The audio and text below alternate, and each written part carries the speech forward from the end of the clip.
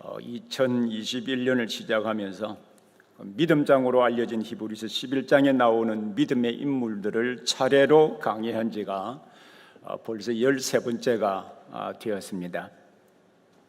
이를 처음 강의해야 되겠다고 생각한 것은 금방 끝날이라고 생각했던 코로나19 감염 문제가 1년이 지나도 해결되지 않고 성도들의 삶만이 아니라 국민들의 삶의 양상들이 달라졌고 매우 많이 힘들어졌기 때문입니다. 그리고 학교 생활만이 아니라 교회 생활도 당시까지 매우 생소하게 들렸던 비대면 강의, 또 비대면 예배가 되었고, 사람들의 삶의 질과 또 자유와 직결된 경제 문제에도 심각한 어려움을 겪게 되었기 때문입니다. 그 외에도 여러 가지 문제가 있어서 이때 성도에게 믿음은 이 시기에 어떤 의미가 있는지 한번 생각해 보기를 원했습니다. 당시 가장 중요했던 질문은 지금도 여전히 중요한 질문이긴 합니다만, 믿음은 이 어렵고 복잡한 시기를 이겨낼 수 있는 능력이 과연 있는가? 믿음은 이 어렵고 복잡한 시기를 이겨낼 수 있는 능력이 과연 있는가라고 하는 문제였습니다. 그리고 우리 믿음을 진단해보는 기회가 되기를 원했습니다. 또 한 가지는 우리 성도의 신앙생활의 표준이 되는 성경을 바르게 해석하고 적용하는 원리와 방법을 조금이라도 이해하기를 원했기 때문입니다. 저는 지난 약 32년 동안 대학과 신학대학원에서 가르친 가운데 거의 3분의 2는 성경을 어떻게 해석하고 적용해야 하며 어떻게 설교하고 가르쳐야 되는지를 가르쳤습니다. 이를 통하여 성경을 바르게 이해하고 1차적으로 성경을 읽는 자신이 변하고, 다음으로는 그와 교제하는 사람이 변하고 그가 속해 있는 공동체와 나아가서 세상이 변화된다는 믿음을 가지게 되었습니다. 세계 교회에 큰 발자취를 남긴 학자 가운데 한 사람이 칼 바르트입니다.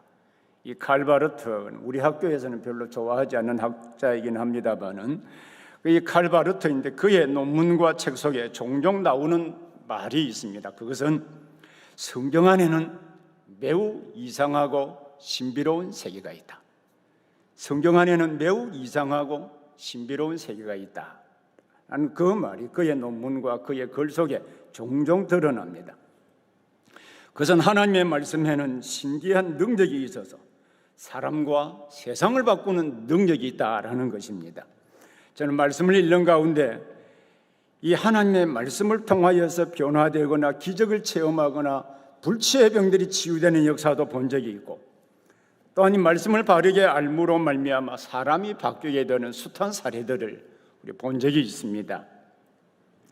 그래서 이러한 이 말씀의 능력들이 우리 성도들에게 전달되기를 원했기 때문이기도 합니다.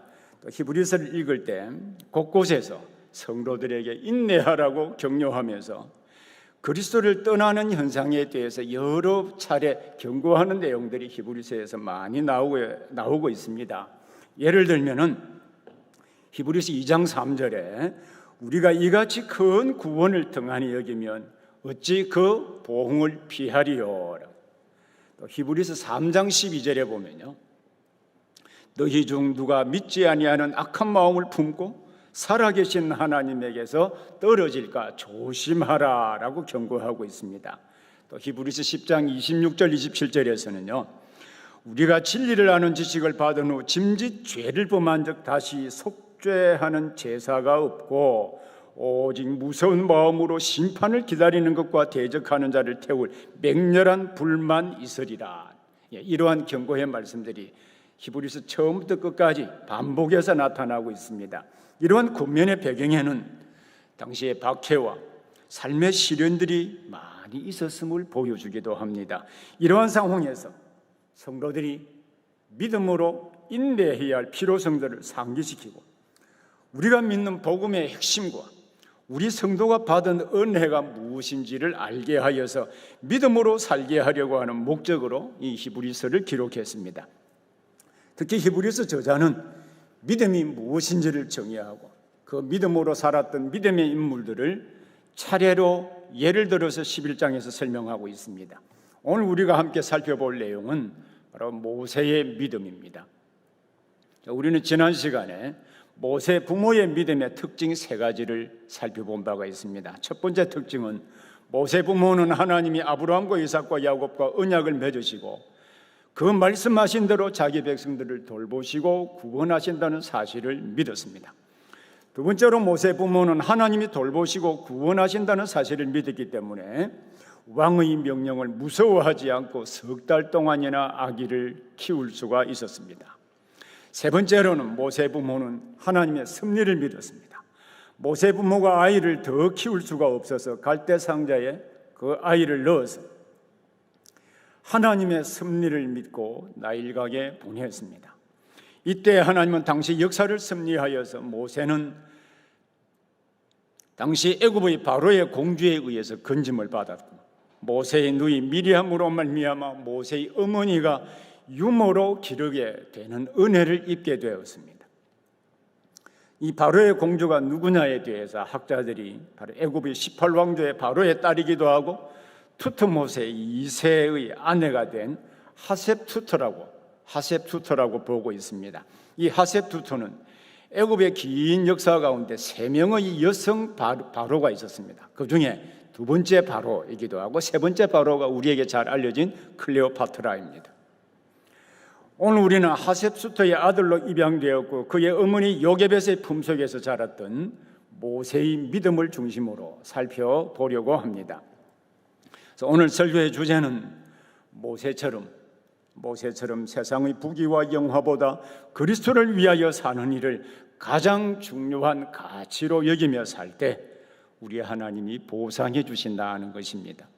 이 주제를 중심으로 첫 번째로는 바로의 공주의 아들이라 칭함받기를 거절한 그 모세의 믿음이 무엇인지를 살펴볼 것이고요. 두 번째로는 그리스도를 위하여 받는 수모를 애굽의 보화보다 더 큰 재물로 여긴 그 모세의 믿음이 의미하는 바가 무엇인지 함께 살펴보려고 합니다. 우리 첫 번째로는 모세의 믿음의 특징적인 부분은 공주의 아들이라 칭함받기를 거절했다라고 하는 것입니다. 모세의 생애에서 그의 믿음에 많은 특징적인 부분이 있습니다만 그 가운데 바로의 공주의 아들로 칭함받기를 거절한 행동을 히브리서 저자가 먼저 소개하고 있습니다. 자, 히브리서 11장 24절 25절의 말씀을 함께 보겠습니다. 자, 함께 같이 읽겠습니다. 11장 24절 25절입니다. 믿음으로 모세는 장성하여 바로의 공주의 아들이라 칭함받기를 거절하고 도리어 하나님의 백성과 함께 고난받기를 잠시 죄악의 낙을 누리는 것보다 더 좋아하고, 이 본문은 우리가 가진 믿음의 본질이 무엇인지를 잘 보여주고 있습니다. 믿음은 어떤 의미에서 자신의 가치 체계의 중심을 세상과의 관계에서 하나님과의 관계로 옮기는 것을 의미합니다. 당시 모세는 애굽의 18왕조에서 후에 애굽의 역사에 단 3명만 여자 바로가 된 사람 가운데 가장 존경받는 바로인 하셉수터의 아들이었습니다. 모세의 이 믿음은 당시 애굽에서 노예였던 이스라엘 백성들이 지휘와 왕자의 지위를 서로 비교해 본다면 그가 포기한 것이 얼마나 놀라운 것을 포기했는지를 알 수 있습니다. 모세는 왕의 궁정에서 누리는 특권과 평안함을 거절했습니다. 모세가 이러한 결정을 할 때를 이 본문에서 모세가 장성하여라고 기록을 하고 있죠.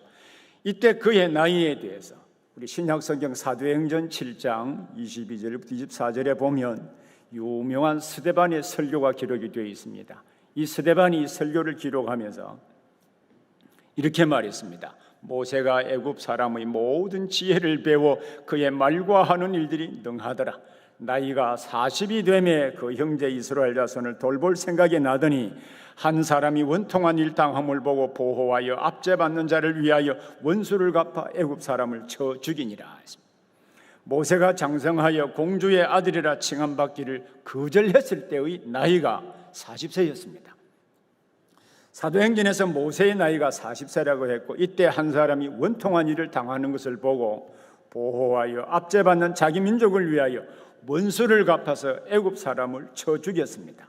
우리 사도행전의 이 기록은 우리 출애굽기 2장 11절 12절의 말씀을 해석한 것이죠.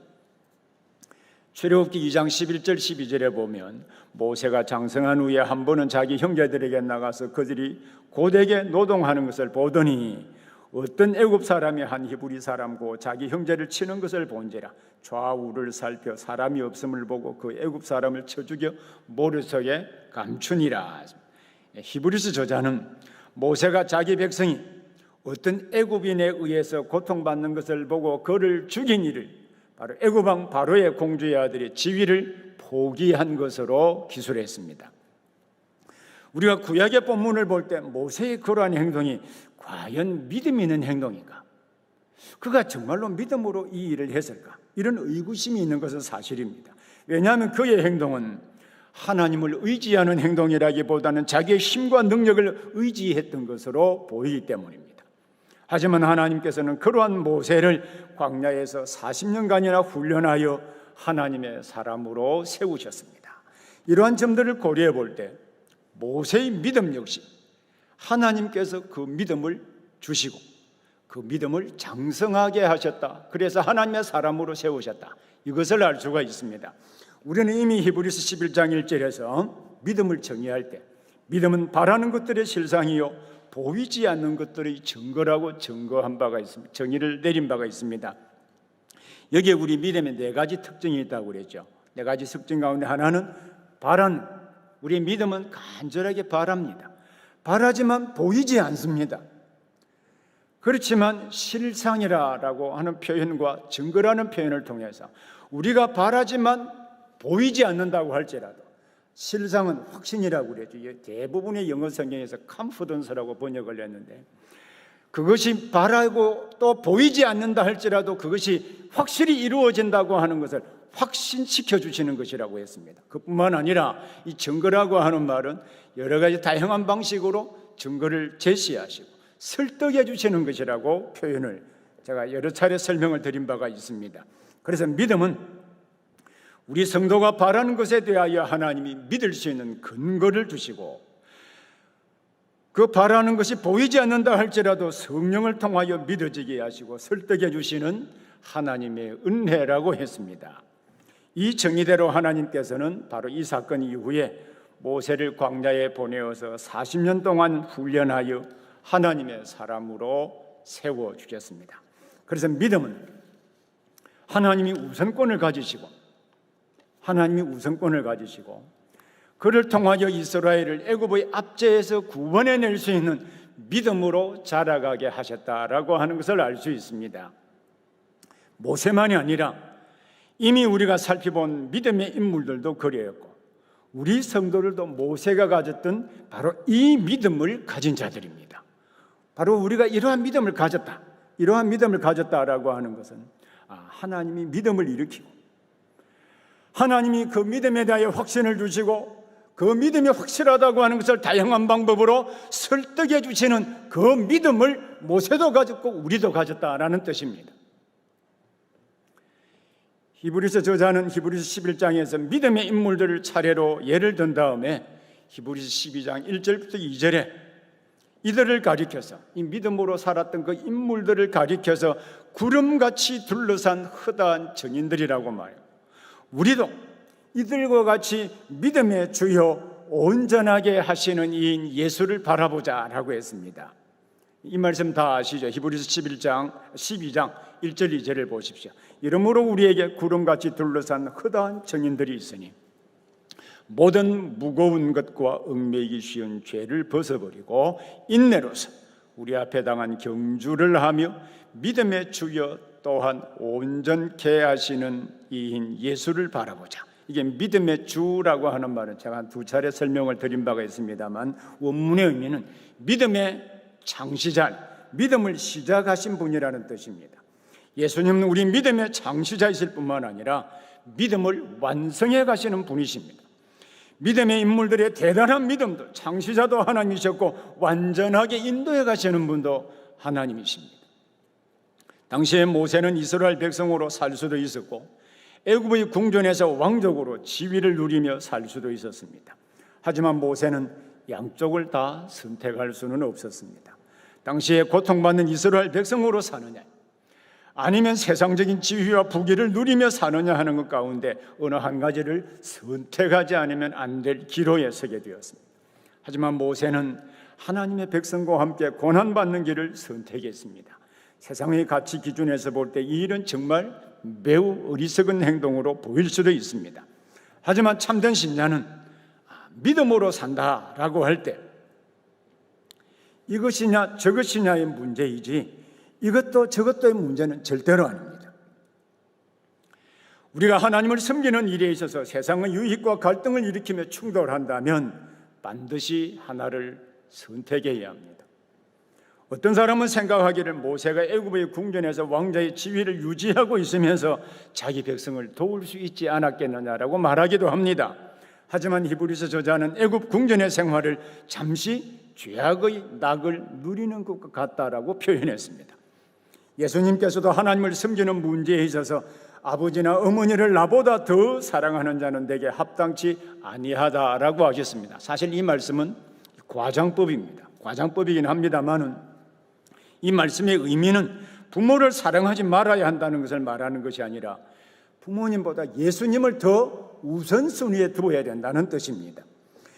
이것은 선택을 요구할 때 분명히 하나님을 섬기는 일에 삶의 우선권을 두어야 한다는 뜻이기도 합니다. 믿음이란 때로는 세상에 속한 명예나 이익이나 승진 등을 공개적으로 포기할 것을 요구하기도 합니다. 그래서 우리 성도의 삶의 목적이 세상적인 부귀나 영예나 기쁨을 얻는 데 있는 것이 아니라 하나님과 교제하면서 하나님의 뜻을 이 땅에 실현시키는 일에 있기 때문입니다.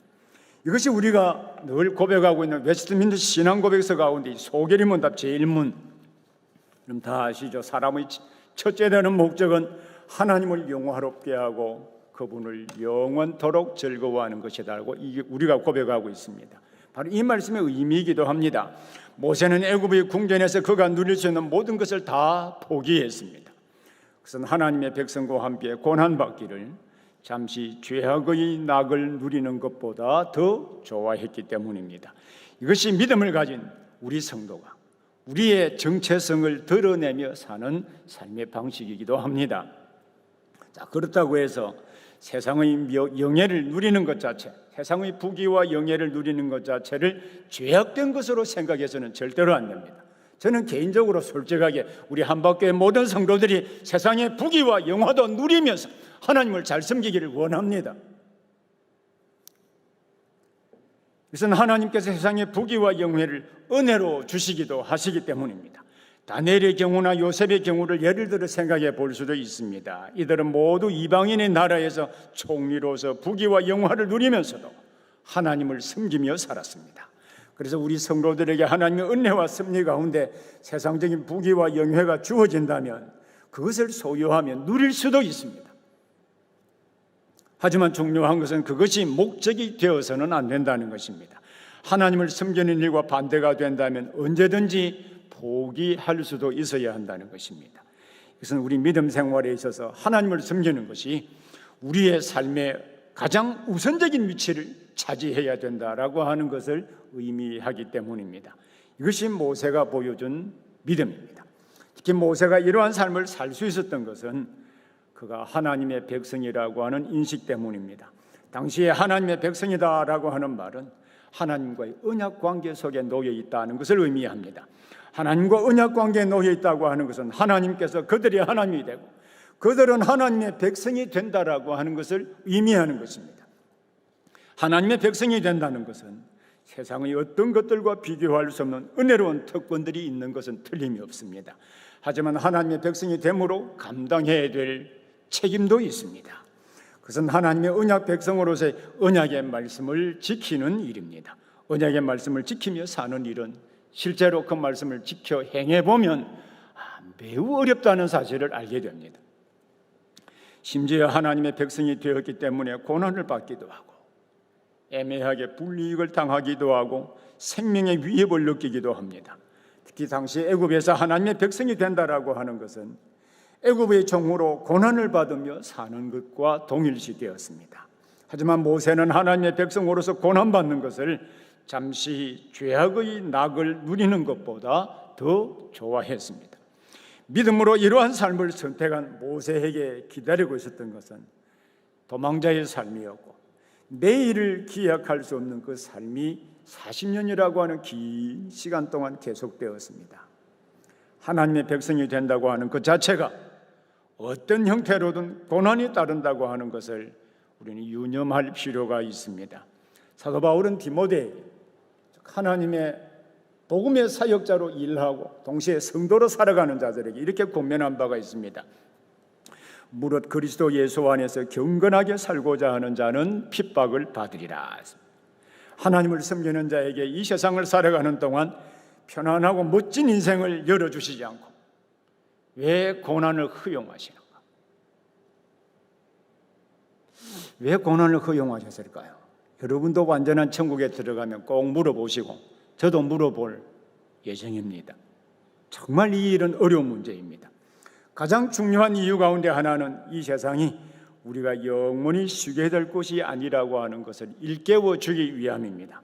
사실 사람들은 세상에 안주하려고 하는 경향들을 누구나 가지고 있습니다. 하지만 하나님께서 성도에게 여러 가지 고난과 어려움들을 때로는 허용하심으로 항상 깨어서 기도하며 겸손하게 하나님을 의지하기를 원하십니다. 그래서 우리 성도는 이 세상에서 하나님의 백성으로 하나님과 교제함으로 헤아릴 수 없는 은혜와 특권을 받기도 합니다마는 하나님의 백성이기 때문에 포기해야 할 때가 있고 고난도 있을 수 있다는 사실을 기억해야 합니다. 이것이 모세의 믿음의 첫 번째 특징입니다. 두 번째로 모세의 믿음의 특징적인 부분은 그리스도를 위해 받는 수모를 애굽의 보화보다 더 큰 재물로 여겼다는 것입니다. 히브리서 11장 26절의 말씀을 함께 보겠습니다. 히브리서 11장 26절입니다. 함께 읽겠습니다. 그리스도를 위하여 받는 수모를 애굽의 모든 보화보다 더 큰 재물로 여겼으니 이는 상 주심을 바라봅니다. 우리가 모세 당시에 그리스도가 오시지도 않았는데 어떻게 모세가 당하는 고난을 그리스도를 위하여 받는 수모라고 말할 수 있겠는가? 이런 질문을 하고 싶지 않으세요? 실제로 출애굽 연대가 주전 1446년이라고 본다면 이때 모세의 나이는 40세였기 때문에 주전 1486년입니다. 그리스도가 이 세상에 오신 때는 주전 6년이기 때문에 1480년이라고 하는 간격이 있습니다.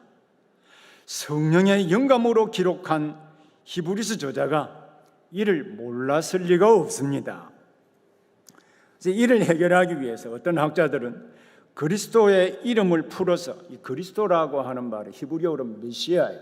이걸 헬라어로 바꾸면 그리스도인데 이 말을 풀면은 기름 부음 받은 자라는 뜻이거든요. 그래서 그리스도를 위하여 받는 수모를 기름 부음 받은 자를 위하여 받는 수모라, 그렇게 이해하기도 합니다. 기름 부음 받은 자는 구약 성경의 왕이나 선지자와 제사장을 의미하기도 합니다만은 이스라엘 백성 전체를 가리켜서도 기름 부음 받은 자라고 말했습니다. 하박국서 참고적으로 3장 13절의 말씀을 함께 보겠습니다. 하박국 3장 13절 함께 읽겠습니다.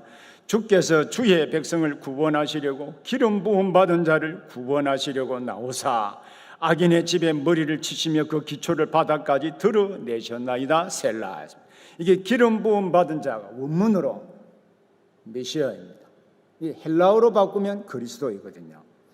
이 해석을 받아들이면, 이 해석을 그대로 기름 부음 받은 자라고 하는 해석을 받아들이면 히브리서 11장 25절에 하나님의 백성과 함께 고난받는 일, 그 말과 그리스도를 위하여 받는 수모, 다른 말로 바꾸면 기름 부음 받은 자를 위하여 받는 수모, 같은 의미가 되는 것이죠. 자, 이렇게 받아들이면 논리적으로 좀 어색하다는 생각을 가지게 됩니다. 결정적으로 문법적으로 하자가 하나 있는데요.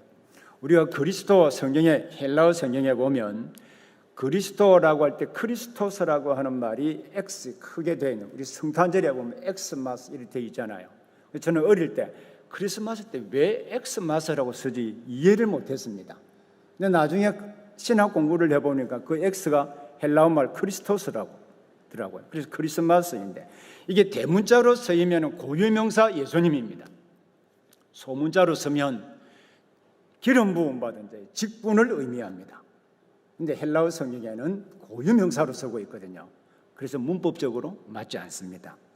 또 하나의 해석은 구약 성경은 오실 그리스도에 관한 책일 뿐만 아니라 이스라엘 백성들을 통하여 그리스도를 보내실 것으로 보았다는 것입니다. 호세아 11장 1절에 보면 아주 중요한 말씀이 나타납니다. 이스라엘이 어렸을 때 내가 사랑하여 내 아들을 애굽에서 불러내었거늘. 온 이스라엘 백성들을 애굽에서 불러낸 내 아들이라는 표현을 썼습니다. 이 말씀은 과거에 이스라엘을 애굽에서 구원해 내신 사건을 가리키는 것으로 장차 일어날 사건을 예언한 것은 절대로 아닙니다. 그런데 신약 성경 마태복음 2장 15절에 보면 예수님을 죽이려고 하는 헤롯의 손에서 구원하시기 위하여 이 요셉 가족 예수님을 애굽으로 피하게 하시고 헤롯이 죽을 때까지 있게 하신 사건을 가리켜서 호세아서 11장 1절의 말씀을 이루려 하심이라 라고 기록을 하고 있습니다. 이스라엘을 애굽에서 불러내신 사건은 분명 이스라엘 백성들을 애굽에서 이끌어낸 역사적인 사건을 말합니다. 그런데도 마태복음에서 이 말씀을 예수님이 헤롯의 칼날을 피하여 애굽에 내려갔다가 다시 올라오는 사건에 적용했습니다. 이것은 구약 성경에서 이스라엘 백성의 위치가 바로 오실 그리스도를 보내어서 구원을 이루시는 그 사건을 예표하는 것으로 보았기 때문입니다. 그러면 모세는 자기 백성과 함께 고난받는 것을 그 백성을 통하여 장차 오실 그리스도를 위하여 받는 그 고난으로 과연 히브리 저자가 기록한 그대로 인식했을까 안 했을까, 이 문제가 우리에게 매우 중요한 문제입니다. 다른 말로 하면 모세가 자기 백성을 통하여 오실 그리스도를 바라보았는가라고 하는 문제입니다. 모세가 태어날 때 하나님 보시기에 아름다운 아이임을 보고 바로의 위협에도 그 모세 부모가 석 달 동안 숨겼다는 사실을 지난 시간에 살펴본 바가 있습니다. 이것은 태어날 아기가 애굽의 압제에서 구원할 자라고 하는 어떤 계시가 있었다고 하는 사실도 살펴본 바가 있죠. 바로 이 점은 모세의 출생과 관련된 사건을 설명하는 말씀 가운데 더 선명하게 나타나 있습니다. 바로 그 말씀이 출애굽기 2장 23절에서 25절입니다. 다시 한번 보시죠. 출애굽기 2장 23절부터 25절입니다. 이 말씀을 다 같이 함께 읽겠습니다. 여러 해 후에 애굽 왕은 죽었고 이스라엘 자손은 고된 노동으로 말미암아 탄식하며 부르짖으니 그 고된 노동으로 말미암아 부르짖는 소리가 하나님께 상달된지라. 하나님이 그들의 고통 소리를 들으시고 하나님이 아브라함과 이삭과 야곱에게 세운 그의 언약을 기억하사 하나님이 이스라엘 자손을 돌보셨고 하나님이 그들을 기억하셨더라. 이 말씀은 이 이야기 스토리텔링 방식으로 기록된 하나님의 계시의 말씀, 그 사건을 해설하는 내레이터가, 즉 전지적 시점을 가진 3인칭 화자인 내레이터가 모세의 출생과 미디안으로 도망가는 사건, 3장에서 모세를 부르는 그 사건의 의미를 연결시키면서 해석해주는 내용입니다. 하나님이 모세를 보내신 것은 이스라엘 백성들이 고난 가운데 부르짖는 소리를 들으시고 아브라함과 이삭과 야곱에게 세운 언약을 기억하고 하나님이 이스라엘을 돌보시기 위함이라는 것입니다. 모세가 이 이야기를 알았을까요? 우리는 히브리서 11장 23절의 말씀을 연구하면서 모세 부모는 아이를 석 달 동안 숨기다가 하나님의 섭리를 믿고 갈대 상자에 모세를 넣어서 나일강물에 보내었는데 하나님의 섭리 가운데 그 바로의 공주가 이 아이를 건져서 아들로 입양한 사실을 여러분 기억하시죠? 자, 그뿐만 아니라 더 중요한 것은 모세의 누이였던 미리암의 지혜로 모세를 낳았던 그의 어머니 요게벳이 그가 장성할 때까지 유모로 모세를 키웠다는 사실도 여러분 기억하시죠? 어릴 때 모세는 어머니 요게벳을 통하여 그는 이스라엘을 구원하실 것과 이스라엘을 통하여 장차 그리스도를 보내실 것을 여러분 배우지 않았을까요? 그러므로 모세가 자기 백성과 고난받는 것은 바로 장차 오실 그리스도를 위하여 받는 수모로 인식했다는 것입니다. 그런데 모세는 그리스도를 위하여 받는 수모를 애굽의 보화보다 더 큰 재물로 간주했습니다. 애굽의 보화라고 하는 것은 금과 은과 보석 그리고 바로의 궁전에서의 지위와 영광을 다 포함하는 것입니다. 당시 애굽의 세계 바로의 그 궁전에 금이 얼마나 많았는지 우리 1922년에 매우 중요한 이 애굽의 바로 가운데 투탕카멘의 묘가 발견된 일이 있습니다. 그 애굽의 바로였던 투탕카멘의 무덤에서 발견된 그 무덤에 관이 3중으로 되어 있었는데 맨 안쪽에 있는, 저도 가서 보았습니다만 맨 안쪽에 있는 그 관이 순금으로 되어 있습니다. 그리고 투탕카멘의 얼굴을 덮었던 가면이 있었는데 아주 찬란한 이 황금 가면으로 세워져 있었습니다. 이것이 애굽의 금과 은과 그 부귀 영화를 그대로 반영해 주는 한 지표이기도 했습니다. 모세는 이것을 다 버렸습니다. 다시 한번 여러분 히브리서 11장 26절을 보기를 바랍니다. 그리스도를 위하여 받는 수모를 애굽의 모든 보화보다 더 큰 재물로 여겼으니 이는 상 주심을 바라봅니다. 사실 우리 시대의 사람들은 애굽에 있는 보화들, 그 황금 보석과 그와 관련된 지위와 명예들, 이것을 더 중요한 재물로 여기고 살고 있지 않습니까? 하지만 모세는 그리스도를 위하여 받는 수모를 가장 큰 재물로 여겼습니다. 여기 재물이라고 번역된 헬라어 단어는 플루토스라고 하는 말입니다. 단순히 물질을 의미하는 것만이 아니라 부와 부 전체, 또 은유적인 의미로 가치를 의미하기도 합니다. 그래서 NIV 성경은 이 말을 value, 가치라고 번역하기도 했습니다. 중요한 것은 모세가 그리스도를 위하여 수모를 당하고 고통을 당하는 것을 가장 중요한 부와 가치로 여겼다는 것입니다. 모세의 이러한 이해는 자기 백성을 애굽의 압제에서 구원해내는 것만이 아닙니다. 그는 자기 백성을 통해 오실 그리스도를 통하여 이루실 새로운 세상인 하나님의 나라, 소유의 많고 적음이나 신분의 높고 낮음에 의해 차별받는 일이 없이 정의롭고 복된 사회, 더 나아가 고통이나 질병이 없고 죽음이 없이 하나님과 영원히 교제하는 그 나라를 가장 중요한 가치로 여기며 살았다는 것입니다. 오늘 우리는 무엇을 가장 중요한 가치로 여기며 살고 있을까요? 자, 그러면 모세가 그리스도를 위하여 받은 수모를 애굽의 재물보다도 더 중요한 가치로 여긴 이유는 어디에 있을까요? 그 이유를 역시 이 본문에서 설명하기를 그 이유는 상 주심을 바라봅니다. 상 주심을 바라봅니다. 여기에 상은 보상을 의미하는 단어인데 히브리서 11장 6절에 보면 믿음이 없이는 하나님을 기쁘시게 하지 못하나니 하나님께 나아가는 자는 반드시 그가 계신 것과 또한 그가 자기를 찾는 자들에게 상 주시는 이심을 믿어야 할지니라. 이 상과 동일한 단어입니다. 모세가 바로의 공주의 아들이라 칭함받기를 거절하고 하나님의 백성과 함께 고난받으며 그 백성을 통하여 오실 그리스도를 위하여 수모를 받는 것은, 그것을 가장 중요한 가치로 여긴 것은 모든 것을 보상해 주시는 하나님을 바라보았기 때문입니다. 하나님께서 상 주시는 것은 세상에 속한 어떤 보화로도 살 수 있는 성격이 아닙니다. 이 상은 완전한 하나님 나라에서 받게 될 보상을 의미하기도 합니다마는 이 세상에서 하나님의 말씀대로 그의 계명을 지키며 살아가는 사람들에게도 누릴 수 있는 현재적인 보상 역시 포함을 하고 있습니다. 모세는 바로 이러한 보상을 바라보았던 것입니다. 이것이 모세의 믿음의 두 번째 특징입니다. 자, 그러면 모세가 공주의 아들이라 칭함받기를 거절하고 자기 백성과 함께 고난을 받으면서 그리스도를 위하여 받는 수모를 가장 중요한 가치로 여기며 살았던 그의 믿음의 결과는 어떠했을까요? 그 믿음의 결과는 어떠했을까요?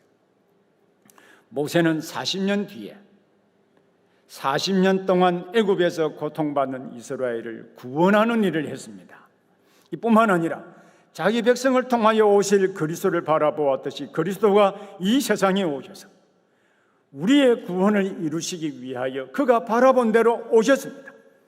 그리스도가 이 세상에 오셔서 십자가를 지시기 전에 그리스도께서 한 높은 산에서 변형이 되실 때 모세가 엘리야와 함께 나타났습니다. 여러분 누가복음 9장 29절부터 31절 말씀을 함께 보겠습니다. 누가복음 9장 29절부터입니다. 29절부터 31절입니다. 같이 읽겠습니다. 기도하실 때 용모가 변화되고 그 옷이 휘어져 광채가 나더라. 문득 두 사람이 예수와 함께 말하니 이는 모세와 엘리야라. 영광 중에 나타나서 장차 예수께서 예루살렘에서 별세하실 것을 말할세. 바로 이 말씀이 의미하는 것은 모세가 상 주심을 바라본 것처럼 하나님이 그를 하나님 나라에서 영원히 살게 하실 뿐만 아니라 그리스도의 구속 계획에 참여하는 그 보상을 받았음을 보여주고 있습니다.